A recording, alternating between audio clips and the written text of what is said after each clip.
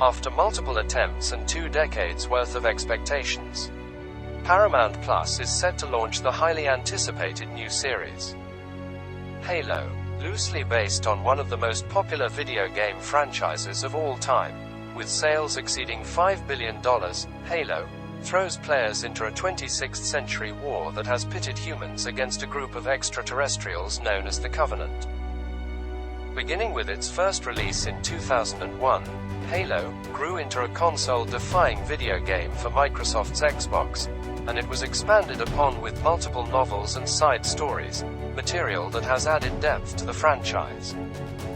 It's these novels that showrunners Stephen Kane and Kyle Killen have drawn inspiration from when bringing Halo into the live-action realm.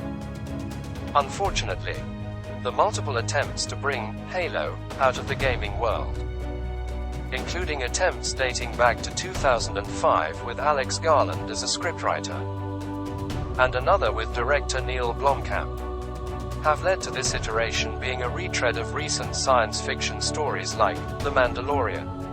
Honestly, the narrative of Halo has never been its strong point, as it consists of science fiction first-person shooter fodder used solely as motivation for video game players to feel unstoppable, but this new TV series hasn't done it any favors.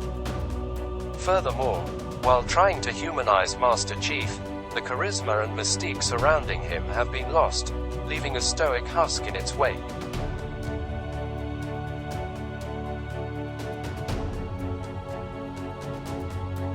In this version, Halo wastes no time in introducing the human race as separated into factions: the Unified Earth Government, UEG, and the Rebels.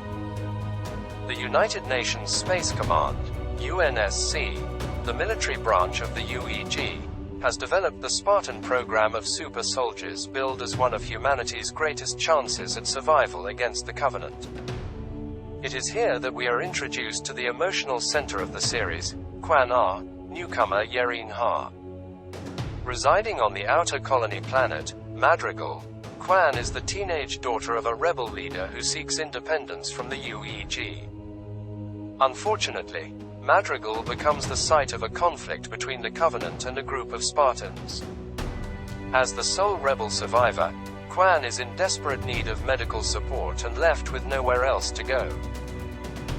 Luckily for her, Master Chief, the strongest and most recognizable Spartan, has been sent to Madrigal to recover a mysterious artifact. This artifact holds tremendous power that the Covenant and UNSC believe may change the outcome of the war.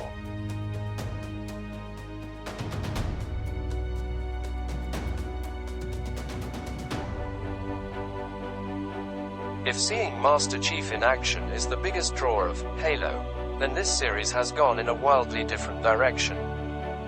Thanks to borrowed storylines from the companion novels, there's significant political drama weaved into the story.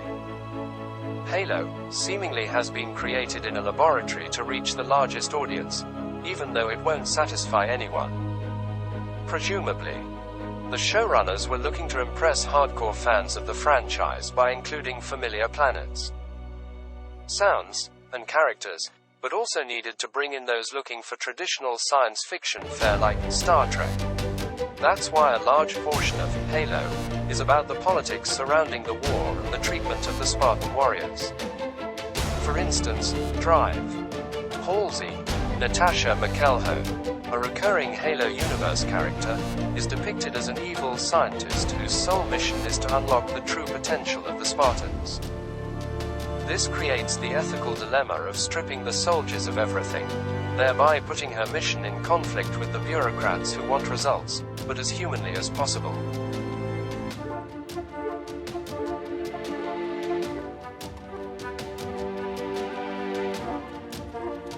In addition to the expanded role of Dr.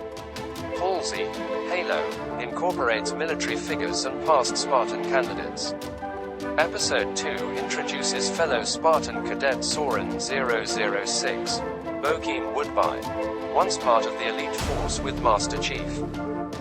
Additionally, one of the most famous characters in the Halo franchise, the Cortana AI, Jen Taylor, has yet to figure into the series, but its implementation may be different than fans were expecting.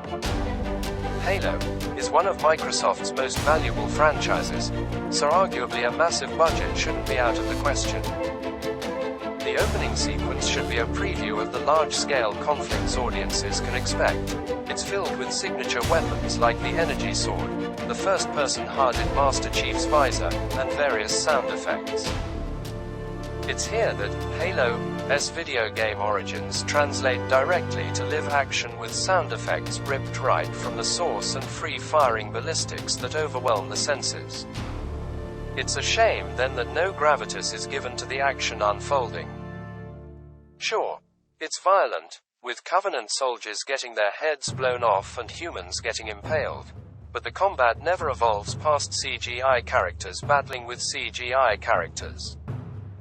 Worse, the CGI sometimes looks like poor concept art rather than a high-budget science fiction affair. It's obvious that the production cut corners rather than letting the series flourish.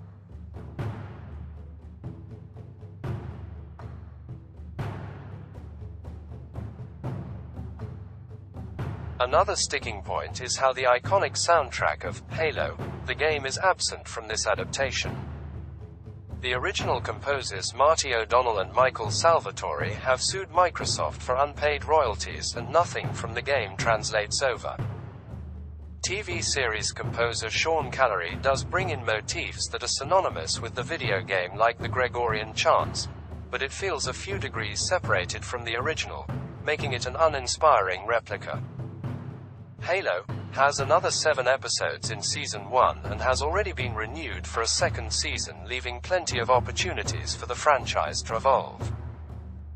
Unfortunately, based on just these 2 episodes, it may be a bumpy ride, as this adaptation already has significant problems, coming across as nothing more than a generic assemblage of science fiction stories, disappointing action sequences,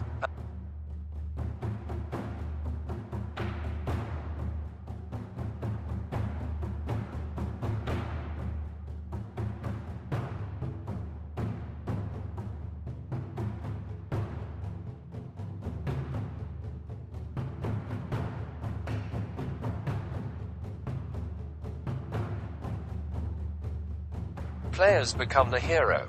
With the new Halo TV series, audiences are instead saddled with a series devoid of a soul.